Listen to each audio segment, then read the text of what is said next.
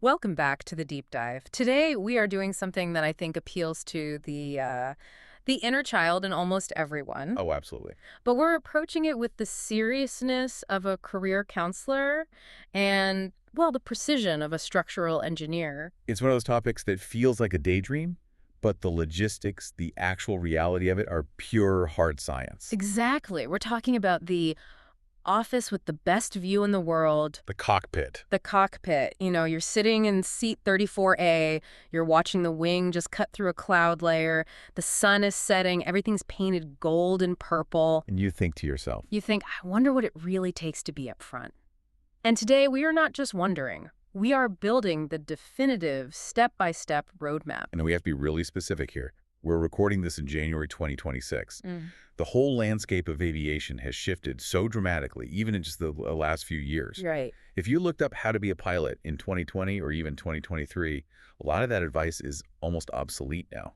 Well, the hiring ways, the pay scales, the training bottlenecks, it's just a completely dynamic environment. So we're looking at a world that's, I guess, defined by this massive pilot shortage we hear so much about. That and this wave of mandatory retirements, everyone calls it the silver tsunami. The generation from the 80s is hitting 65. Exactly. And at the same time, airlines are expanding their fleets. They need bodies in seats, and they can't train them fast enough. Okay, so our mission today is crystal clear. If you are starting right now, today, with absolutely zero experience, just a vague sense that you like airplanes, how do you get from that point to the captain's seat of a Boeing 777? It's a journey that involves, well, biology, physics, a deep understanding of federal law, and let's be completely honest, a massive amount of high-stakes financial planning. Not for the faint of heart. And certainly not for the faint of wallet. We have a stack of sources here that is, frankly, daunting. We've got FAA training handbooks.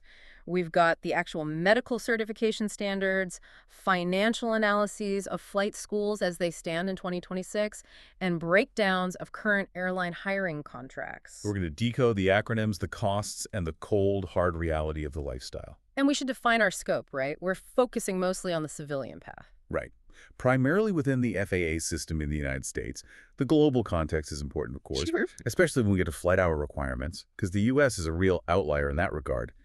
But the U.S. system is its own unique beast. Yeah. If you're listening from Europe or Asia, the physics are the same, but the regulations are a whole different ballgame. Okay, let's start with the learner hook, because I think most people see the uniform, the sunglasses, they think it's cool.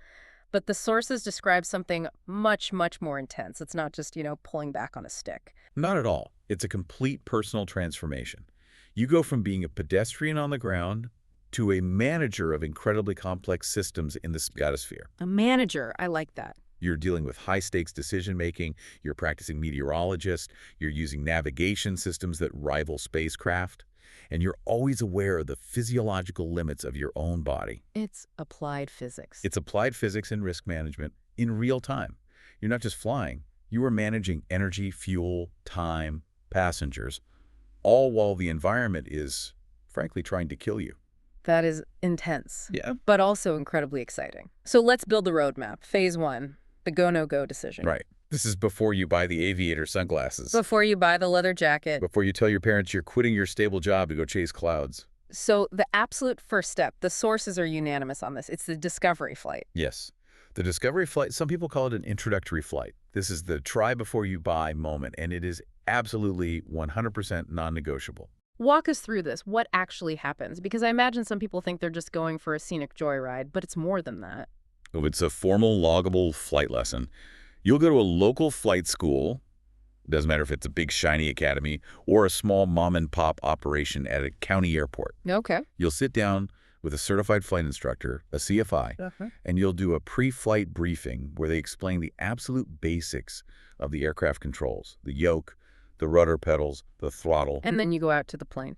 Then you walk out to the aircraft. Usually it's a Cessna 172 or maybe Yeah. a Piper Archer, one of the classic trainers. And you are not sitting in the back. You're in the pilot's seat. You are in the left seat, the captain's seat. The instructor's in the right seat, and they'll handle the radios, the checklists, and probably the takeoff. Why the takeoff? The takeoff role in a single-engine prop plane. It requires a bit of finesse with the rudder pedals to keep the plane straight. The engine torque wants to pull you left. It's a learned skill. But once you are at a safe altitude, maybe 2,000 or 3,000 feet, they will look at you and say the magic words, your controls. And that moment, that has to be the filter. That is the great filter. Because for some people, it's pure magic. You feel the air pushing back against the yoke. Yeah. You see the horizon tilt when you make a turn. You realize this tiny movement of your hand is moving this whole machine through the sky. It's exhilarating. But for others, For others, it's loud, it's hot, the plane is vibrating constantly, it smells like avgas, which is a very, very specific chemical smell, and old vinyl. and it's small. Critically, it's small. You are shoulder to shoulder with the instructor. If you have even a hint of claustrophobia or a tendency toward motion sickness, you're going to find out right then and there. And it's better to find that out for, what, a couple $100? Better to find out for $200 than after you've signed a loan for $100,000. Yeah. And there's absolutely no shame in realizing, hey, I love looking at planes from the ground, but I do not enjoy being in a small metal tube that's bouncing around in the air. And I saw a note in the sources about this, a fantastic cheat code for younger listeners or for parents. Yes, the EAA, Her. the Experimental Aircraft Association. They have an incredible program called Young Eagles. Tell us about it. It's amazing. They offer free introductory flights for kids ages 8 to 17. It's all driven by volunteer pilots who donate their time, their aircraft, and their fuel just to get kids interested in aviation. Oh. It's a great way to spark that interest or, find out it's not for them without any of the financial pressure. If you have a kid who's always looking up at the sky, you should find a local EAA chapter. Okay, so let's assume the discovery flight goes well. You land, you're buzzing with adrenaline, you want to sign up. Stop. Stop. Do not sign up yet because there is a huge biological barrier we need to talk about first. The FAA medical certificate. This is, and I cannot stress this enough, the single most critical piece of advice we can give today.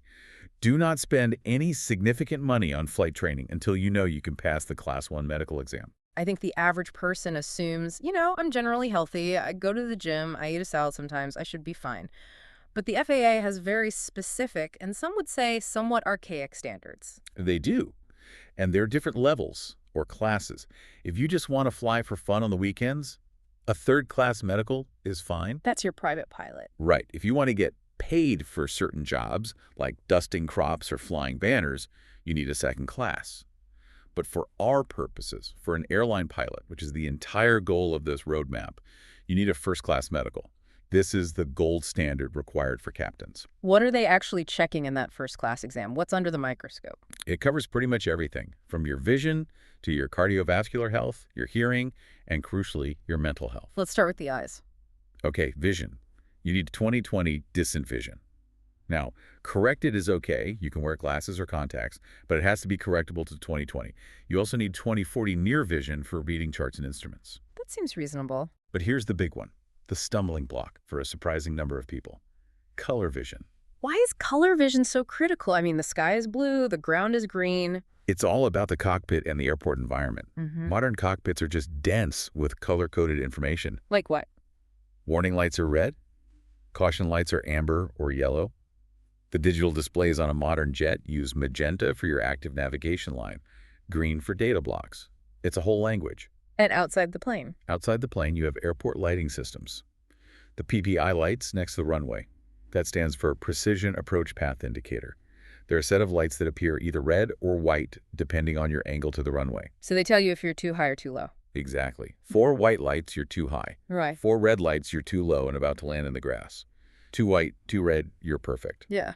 If you have red-green color blindness, you literally cannot use one of the most important visual aids for a safe landing. Okay. That makes perfect sense when you put it that way. What about the rest of the body? Hearing. You need to be able to hear a conversational voice from 6 feet away. It's meant to simulate hearing ATC, or your co-pilot, in a somewhat noisy environment. And your heart? They check your blood pressure. And for the first-class medical, once you hit age 35, you have to get an electrocardiogram and ECG to check your heart's rhythm. After you turn 40, you need that ECG every single year. They're looking for any risk of sudden incapacitation. Let's get into the scary list, the disqualifying conditions. What are the things that can stop a career before it even starts? Well, the FAA is extremely risk-averse. So, historically, Insulin-dependent diabetes was a hard no. Now, there are special issuance protocols, but it involves very strict monitoring, continuous glucose monitors, a ton of paperwork. It's a long, expensive process. What about cardiac issues? A history of a myocardial infarction, Hmm. a heart attack or heart valve replacement, a pacemaker. Yeah. Those are all major hurdles. Again, not always impossible, but very difficult to get approved. And neurological. Epilepsy or any unexplained loss of consciousness is a massive red flag. A history of seizures is almost impossible to overcome. The risk of one of those events happening at 30,000 feet is it's unacceptable. And the really big one in 2026, mental health. This feels like the most contentious area. It absolutely is. The FAA is very conservative here. A diagnosis of psychosis, bipolar disorder, or a severe personality disorder is generally disqualifying. What about more common things? That's where it gets tricky. Substance dependence is a major barrier unless you have documented recovery with total abstinence for at least 2 years. But even things like ADHD or a history of taking SSRIs for depression can pause your application for months or even years. A pause, not a denial. It's not necessarily a permanent no, but it kicks you into a review process that requires very expensive cognitive testing and psychiatric evaluations. It becomes a very slow and very costly maybe. This all leads to an incredibly smart tip I saw in the research, what they call the consultation strategy. Yes. If you take nothing else away from this section, please take this. Do not just book an official FAA medical exam if you have any doubt, any question mark at all in your medical history. You book a consultation instead. You book a consultation, you find a local aviation medical examiner, an AME, and you tell them you want a consult, not an official exam. What's the difference? Why is that so important? It's the difference between a conversation and a federal action. In a consultation, you sit down, you show them your records, and you ask, hypothetically, if I applied today, would this be an issue? And if the AME says yes? If the answer is yes, this will be a problem, you thank them, you pay them for their time, and you walk away. Nothing gets filed with the FAA. You can then go work on the issue, get the right paperwork from your specialists, or, decide on a different career. But if you go for the official exam... The moment you start an official exam, and that begins when the AME types your confirmation number into their computer, the clock is ticking. If you are denied, that denial is on your permanent federal record. And overturning a denial is infinitely harder than preventing one in the first place. Exactly. Once you're in the system as denied, you have to fight your way out. It can take years, it often requires aviation lawyers, and it costs thousands of dollars. So please do the consult first. And just to be clear, the online application system is called MedExpress. Correct. That's the online portal where you fill out your entire history. And a serious word of warning. Do not lie on that form. Don't omit that DUI from college or that prescription you took 3 years ago. It's a federal offense. They check. They absolutely check. They cross-reference databases with the National Driver Register and others. Just be honest, but be prepared. Get your ducks in a row before you apply. Okay. So we've survived the discovery flight. We're buzzing. We've gone through the consultation. We've secured our first-class medical. We are physically and legally cleared to fly. Now we have to actually choose a school. And this seems to be the first major fork in the road where people get really lost. Yes. We see these two terms thrown around constantly, Part 61 and Part 141. It confuses everyone because they refer to specific chapters of the Federal Aviation Regulations, the CFRs. But the easiest way to think about it is this. Part 61 is the private tutor model. Part 141 is the university model. Let's unpack Part 61 first, the private tutor. Part 61 is all about flexibility. It's the original way people learn to fly. You find an instructor you like at a local airport, you rent a plane from the FBO, and you fly on your schedule. So if you have a full-time job and can only fly on Saturday mornings... Part 61 is perfect for that. If you run out of money and need to take 2 months off to save up, Part 61 allows that. The curriculum is adaptable to your pace and your learning style. It's very one-on-one. But there has to be a trade-off for all that flexibility. There is. The trade-off is generally higher flight time requirements. Because there is less day-to-day FAA oversight of the syllabus, the FAA requires you to have more log experience before they'll grant you a license. For example? For example, to get your commercial pilot license under Part 61, you need a minimum of 250 hours of total flight time. Okay, so let's contrast that with Part 141, the university model. Part 141 schools are much more rigid. They have a syllabus that has been audited, stamped, and approved by the FAA. It's a strict curriculum. Like a college course. Exactly. You have Lesson 1, then Lesson 2. You have formal stage checks, which are basically midterm exams with a different instructor. You have to pass them to move on. So what's the benefit of all that structure? The benefit is that because it's so structured and supervised, the FAA allows you to get your licenses with fewer hours.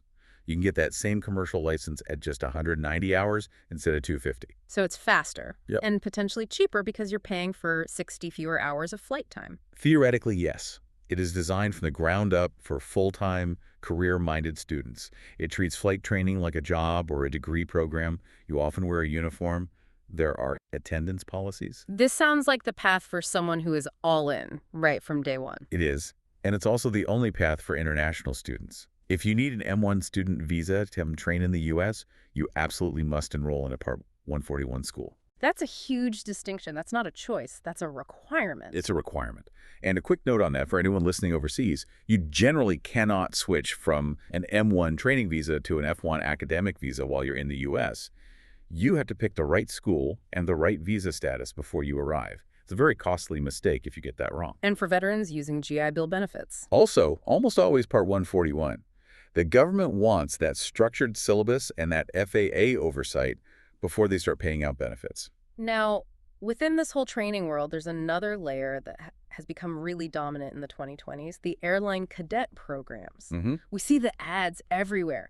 United Aviate, American Airlines Cadet Academy, Southwest Destination 225, Frontier. They sound so prestigious, like a golden ticket. They are, and that's exactly how they market themselves. They're the fast track. The whole concept is a flow. You enter the program with zero experience, and they map out your entire life for the next 5 years until you're sitting in a jet at that specific airline. Let's look at how one actually works. Take United Aviate, for example. Okay, so United partners with specific flight schools and universities. Yeah. You do your initial training there. Then, after you get your ratings, you typically go to a United Express regional partner airline to build your experience. As an instructor first, and then as a pilot. Right. And the carrot at the end of this stick is that once you meet their requirements, usually it's around 1,200 hours of pilot and command time at the regional, you have a priority path to United Mainline. You get to bypass the general interview pool. You are essentially pre-hired as long as you don't mess up along the way. And the American Airlines Cadet Academy. Very similar concept. They also offer financing through the American Airlines Credit Union, which is a huge deal, and we'll get to the finances later. They're designed to flow you to their wholly owned regional airlines, like Envoy, Piedmont, or PSA. It sounds great on paper, a guaranteed job, a clear path, mentorship. But I've heard this term used to describe them, golden handcuffs. What's the risk? The risk is a loss of flexibility. First, these programs can be significantly more expensive.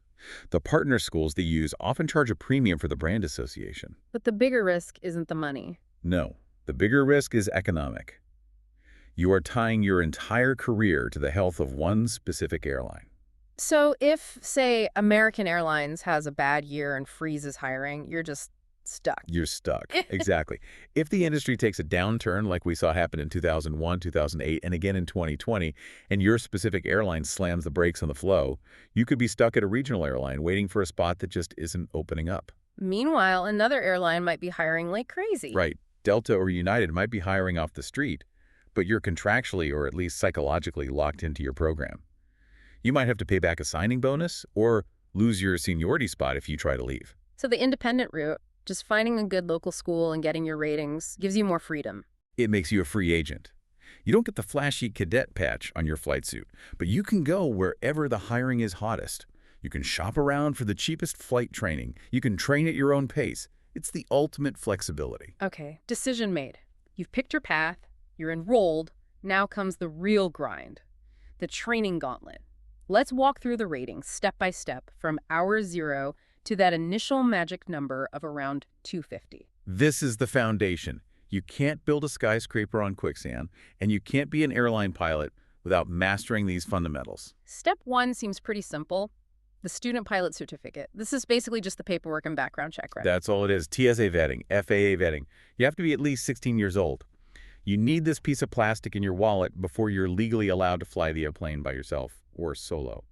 It's a formality, but a necessary one. Then we get to the real work, the first big one, the private pilot license, or PPL. The PPL is all about one thing: safety. The goal isn't to be a smooth, polished airline pilot yet. The goal is to operate a single-engine aircraft in good weather, what we call VFR, or visual flight rules, without hurting yourself or anyone on the ground. And what are you learning? The fundamentals. Mm-hmm. Aerodynamics, why the plane actually flies. Weather theory, what clouds to avoid and why. Navigation, how to get from point A to point B without a GPS, using just maps and a stopwatch and looking out the window. What are the actual flight time requirements? The FAA minimum is 40 hours under Part 61, or 35 under Part 141. But let's be realistic, the national average is much closer to 60 or 70 hours. Why the difference? Learning to land consistently and safely just takes time. The sight picture, the flare, the energy management, it doesn't click overnight.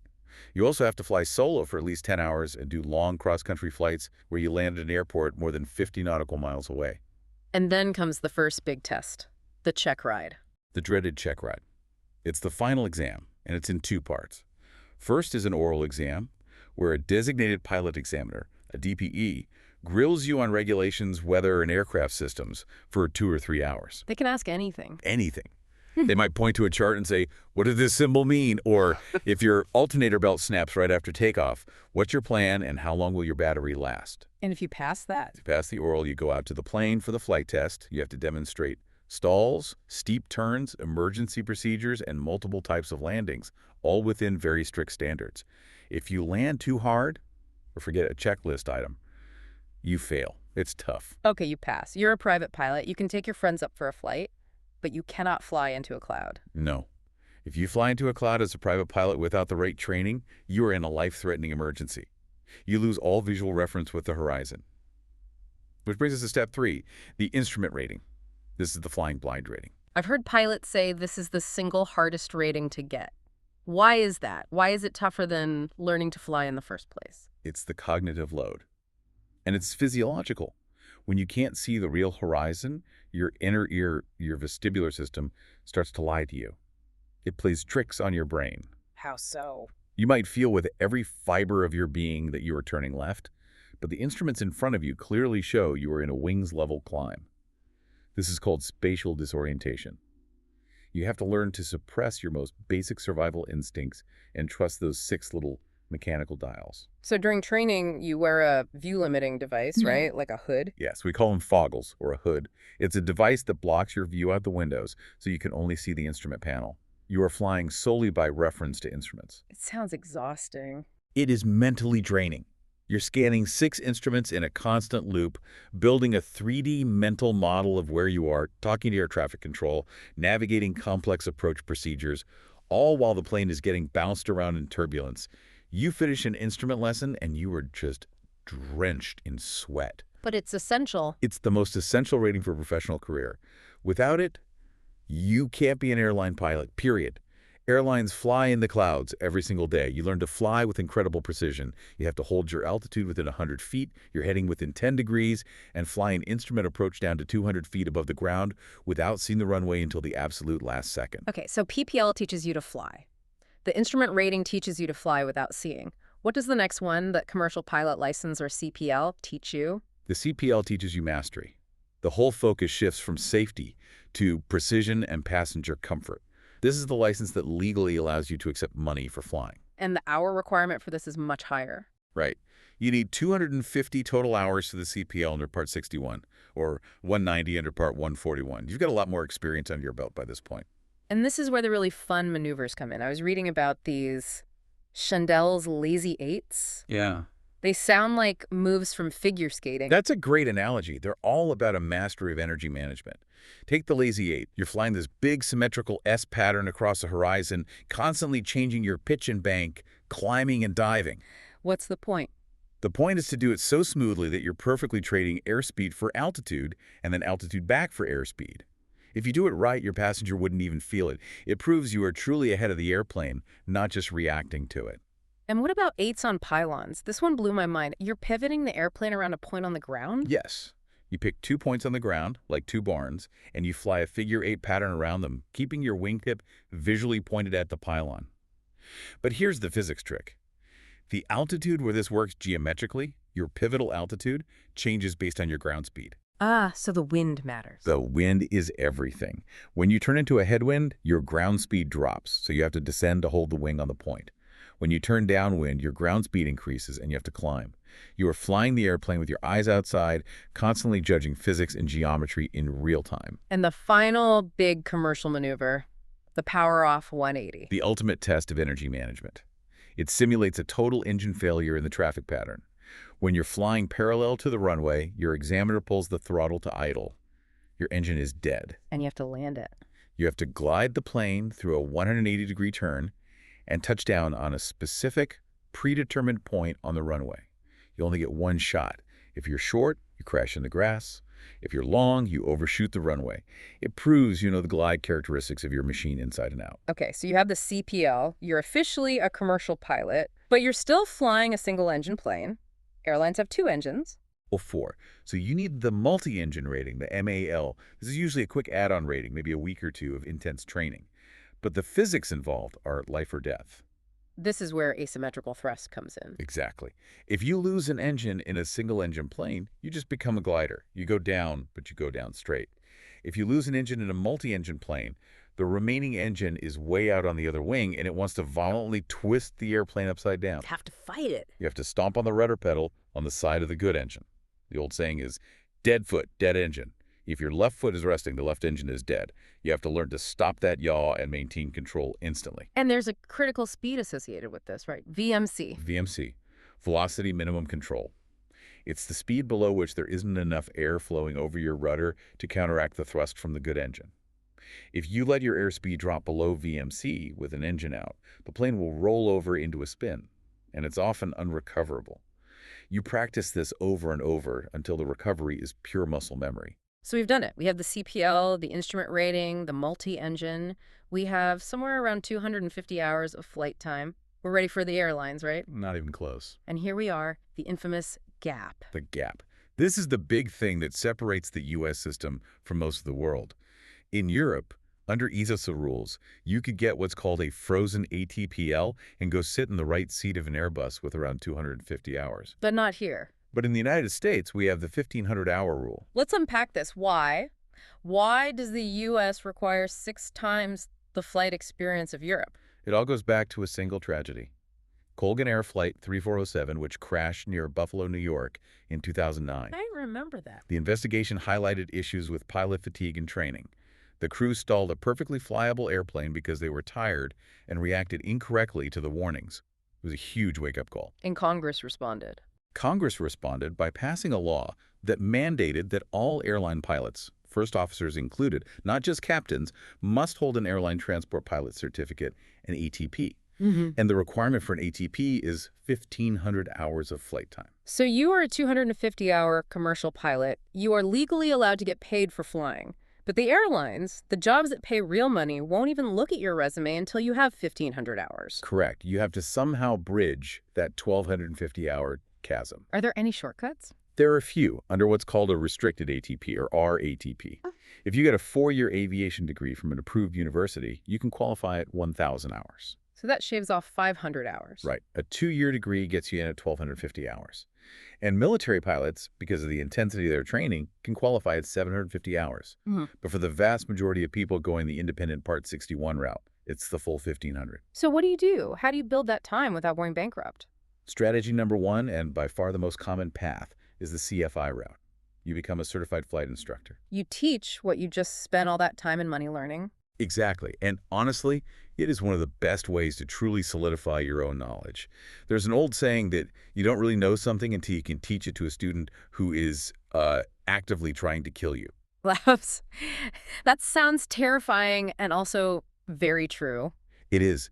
You're sitting in the right seat, logging flight time while your student flies the plane, and you pay for the gas. You are their safety net. You're watching them make mistakes, anticipating problems, and intervening at the last second. It builds incredible situational awareness. What's the pay like for a CFI in 2026? It's gotten better. It used to be poverty wages, but now you might see $30 to $50 an hour at a busy school. But it's still a grind. You are completely weather dependent. If it rains for a week, you don't fly, and you don't get paid. And you need more than just the basic CFI rating. To be competitive, yes. You'll want to get your CFII, which is the instrument instructor rating, and your MEI, the multi-engine instructor rating. The more you can teach, the more you can fly. So how long does this phase take? If you really hustle, flying 80 to 100 hours a month, You can bridge that gap in about 18 months to 2 years. It's a true rite of passage in American aviation. What if you hate teaching? I know plenty of people who are great at doing things but are terrible teachers. What are the alternatives? There are what I call the grind alternatives. One is pipeline or power line patrol. What does that entail? You're flying a small Cessna 172 at 500 feet above the ground, following a pipeline or power line for 8 hours a day, looking for leaks, damage, or construction encroachment. That sounds incredibly monotonous. It is. It's hours and hours of boredom, punctuated by moments of heightened awareness. But it builds amazing stick and rudder skills because you're flying low, often dealing with wind and turbulence. What's the downside? The downside is it's almost all VFR, flying visual flight rules. You're not in the clouds.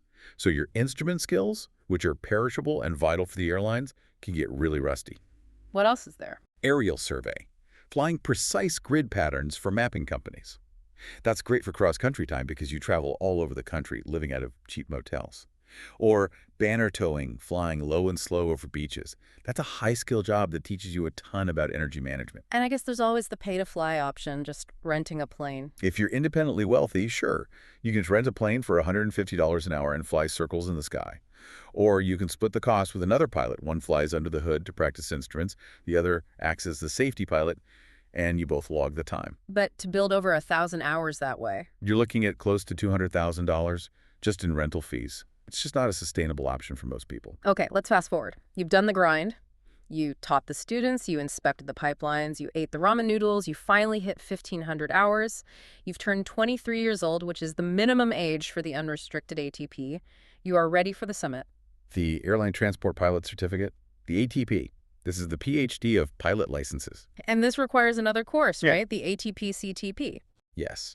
Before you can even take the written exam for the ATP, you have to complete the Airline Transport Pilot Certification Training Program. What makes this different from all the other training? This is the bridge to the jet world. Up until now, you've been flying propeller planes that go 120, maybe 150 knots. Now you're moving to swept-wing jets that fly at 500 knots at 40,000 feet. The physics are completely different. So what's in the course? The CTP includes 30 hours of ground school on high-altitude aerodynamics, heavy aircraft performance, and advanced weather radar. And here's the cool part, 10 hours in a full-motion Level D simulator, usually a Boeing 737 or Airbus A320 sim. So you finally get your hands on the big iron. It's your first taste of it, yes. Your first experience with automation, autothrottles, and flight management computers. It's a whole new world. And typically, the airline that hires you will pay for this course and for your final ATP check ride as part of your initial training package. Let's talk about that first job, the regional airlines. We hear names like Envoy, SkyWest, Republic, PSA, Piedmont. These are the carriers that operate the smaller jets for the major airlines. So you might be on a plane that's painted to look like American Eagle, but you actually work for Envoy or United Express. But your paycheck comes from Mesa. But you're flying jets, real jets. Oh, absolutely. These aren't puddle jumpers anymore. You're flying Embraer 175s, CRJ 900s. These are sophisticated, fast, high-altitude jets carrying over 70 passengers. You're operating under Part 121 Rules Scheduled Air Carrier Operations. It is a world of difference in professionalism and regulation compared to flight school. Everything is by the book. Everything is by the checklist. Everything is by the standard operating procedures, the SOPs. There's no room for improvisation. What is life actually like for a brand new first officer at a regional in 2026? You start on reserve. That means you're on call. You might sit at home or, more likely, in a crash pad near the airport, which is often a house with bunk beds for a dozen pilots, just waiting for the phone to ring. And then what?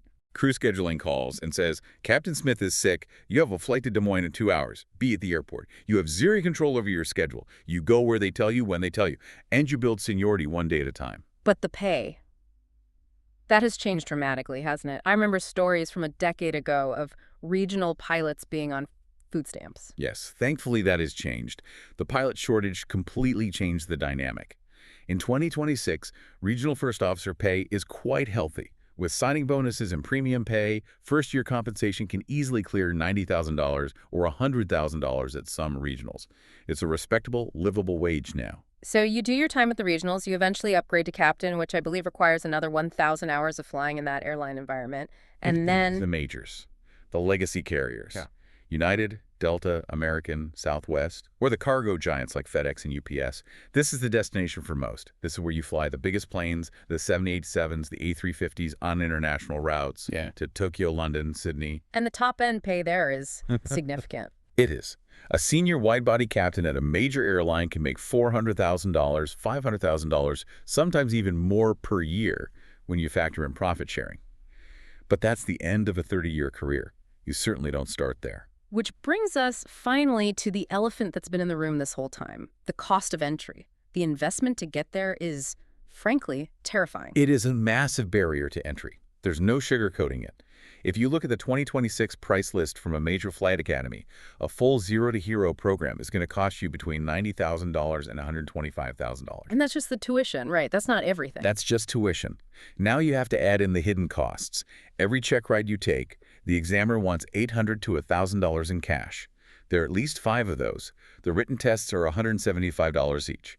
You need an iPad and a 4-flight subscription. That's the standard navigation software. And a good headset. You want a good active noise-canceling headset, like a Bose A30 to protect your hearing over a long career. That's over $1,000 right there.